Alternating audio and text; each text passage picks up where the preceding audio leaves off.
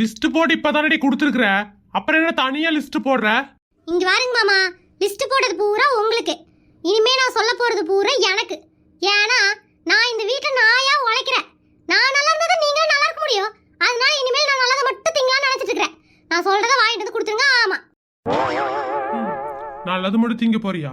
வீட்டுக்குள்ள இருக்கிற எல்லாத்தையுமே நீ தாண்டி திங்குற. இதுல நல்லது வேற கெட்டது வேற இருக்குதா? அட என்ன அப்படியே மறமாட்டு நிக்கிறீங்க? நான் பேசிட்டே இருக்கேன், நீங்க எதுவுமே சொல்ல மாட்டேங்கிறீங்க. என்னத்தையும் திங்கணும்னு முடிவு பண்ணிட்ட. என்ன வேணும் கேளு, வாங்கிட்டு வந்து தரேன். 1 கிலோ கருஞ்சக்கரை வாங்கிக்கோங்க மாமா. அதுக்கப்புறம் பாதாம் பருப்பு, முந்திரி பருப்பு, திராட்சை, அதுக்கப்புறம் அது ஏதோ பிஸ்தா பருப்பாமே, அது எல்லாத்தையும் வாங்கிட்டு வந்துருங்க. முக்கியமா பேச்சம்பளம் மறந்துடாதீங்க, வாங்கிட்டு வந்துருங்க. அப்புறம் 1 லிட்டர் பால் வாங்கிக்கோங்க.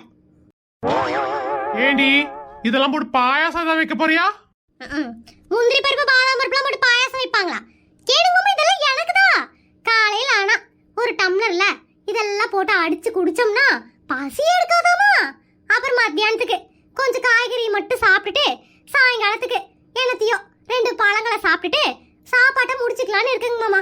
ஏன்னா நாளை பின்ன கொரியா போனோம்னா அந்த ஆளுங்க மாதிரி நானும் இருக்க வேண்டாமா. இனிமேல் என் உடம்ப பார்க்கலான்னு முடிவு பண்ணிட்டேங்க மாமா. நீ முடிவு பண்ணலடி, எனக்கு முடிவு கட்டிட்ட. மாமா என்ன பாத்துட்டு இருக்கீங்க?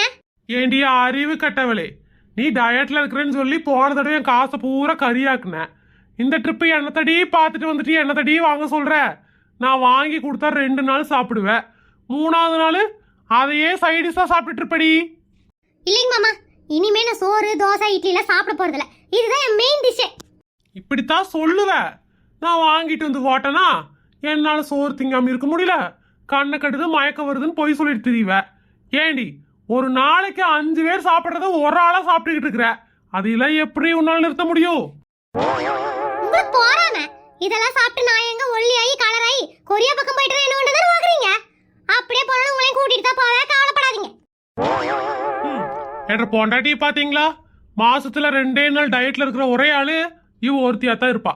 என் காசு பூரா மாசம் மாசம் கறியாக்குறதே ஒரு வேலையா வச்சுக்கிட்டு இருக்கிறா.